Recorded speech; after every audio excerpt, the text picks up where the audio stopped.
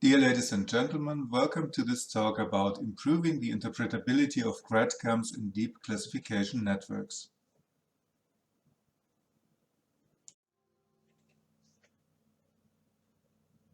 We will discuss the usefulness of explainability in industrial applications. We will revisit GradCAM and define some interpretability measures on GradCAM. These measures can be used to train deep neural networks. Finally, we will show some results.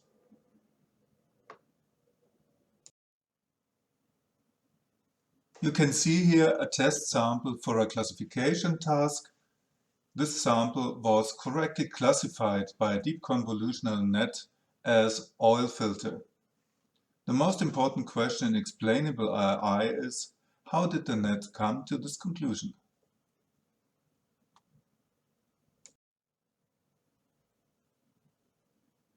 There are no commonly agreed definitions yet for explainability and interpretability, but a lot of proposals. We can roughly say the result of a machine learning method shall be explained means we are asking the question, why did this result occur? And if the result of a machine learning method shall be interpreted, we mean, is there a way to understand as human the reasoning? So roughly, explainability is the degree to which the inference of a machine learning method can be forensically followed by some simpler method. And interpretability is the degree to which this explanation is comprehensible and meaningful to humans.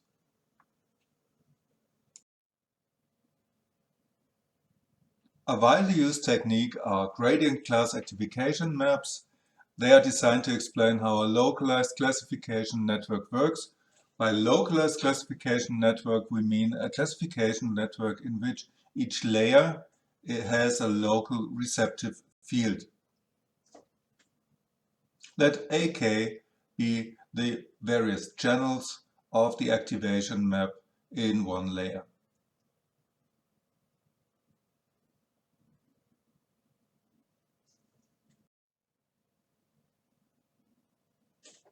Now, GradCAMs are defined as the weighted mean of the activations across the channels, and the weights alpha are the global average pooled gradients of the class logics with respect to the activations.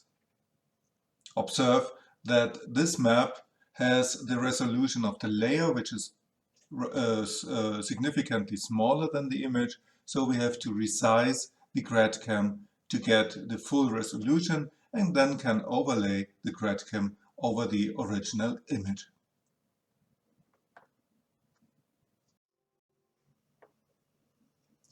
This is the result of our test sample for ResNet 50. We can see here that the correct classification was due to 3 activation hotspots. One highlighting the open part of the oil filter, one highlighting a closed oil filter, and one highlighting a hand pointing at the first oil filter. Also observe that the GradCAM activations are pretty blurred and distributed over the image.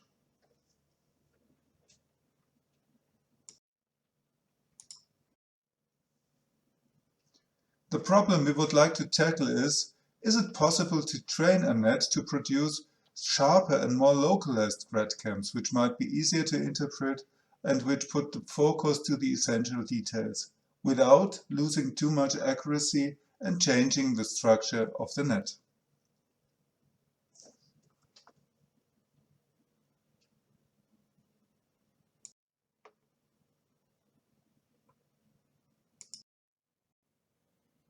Let M be a GradCAM and M bar be the normalized map.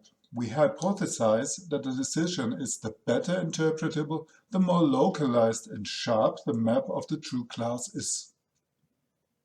This hypothesis suggests the following measures.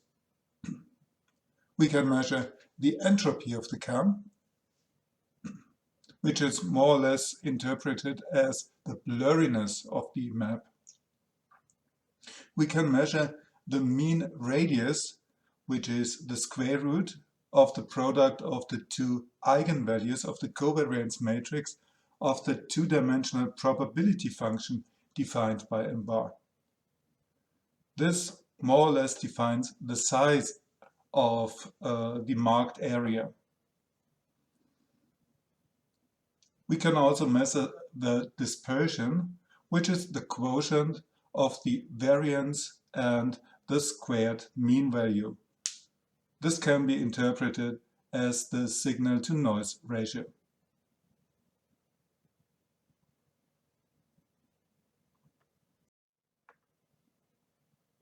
Observe that the classical CAM visualization is misleading since classical GradCAMs are visualized after rescaling and offset shifting, so that, for example, the signal-to-noise ratio is not rendered correctly.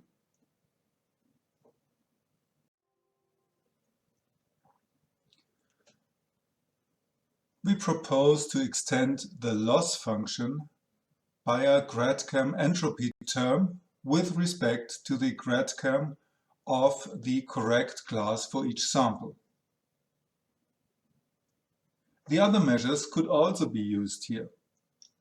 Experiments show that the optimization results of the other measures are only slightly better at a price of a significant greater computational effort.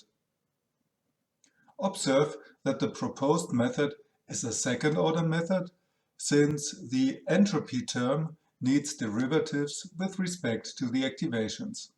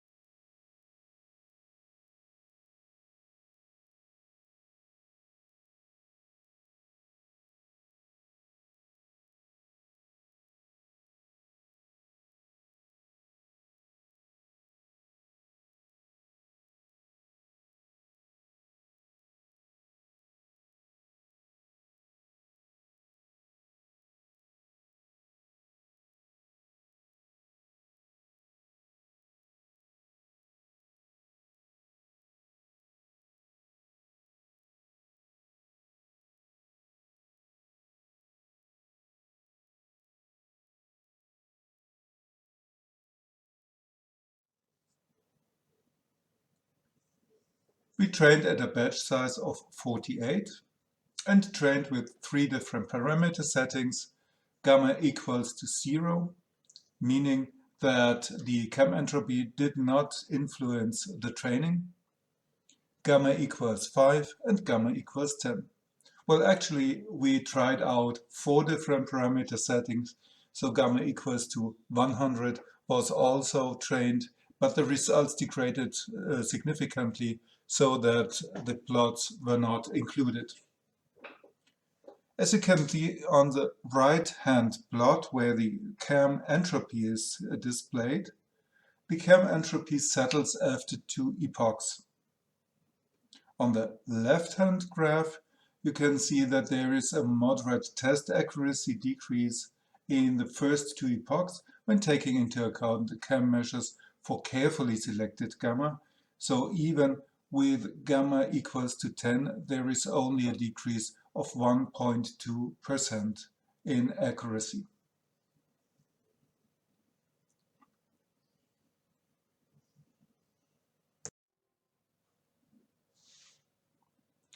Observe that all CAM measures are optimized by the entropy criterion. The CAM test measures improvement after 2 epochs at gamma is equal to 10 is minus 28% at the entropy, minus 50% at the area, and plus 91% at the dispersion, indicating the signal-to-noise ratio.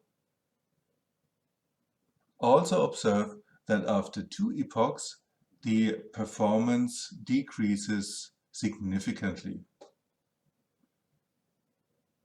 This is because optimizing too long let the net concentrate its attention too much on few and small details. We can also see that the dispersion is the most sensitive indicator for a performance drop and is therefore used in an early stopping rule.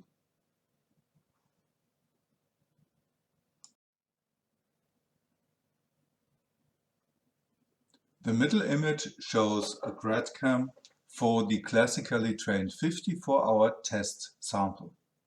On the right-hand side, you see the same test sample and its GradCAM for a ResNet 50 trained with our modified loss. We see that in the right-hand side, the GradCAM is more concentrated, and it's more concentrated on one specific item. This indicates that the GradCAM of the modified net is better interpretable.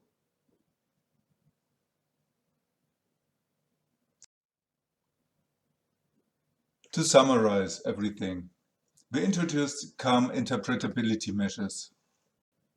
As we've seen, the CAM entropy can be used to extend the loss function and also to minimize the other interpretability measures.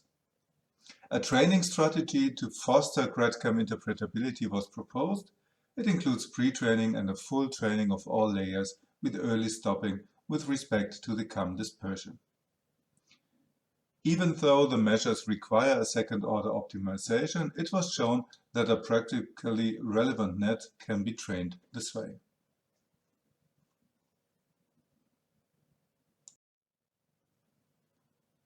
Thank you for your attendance.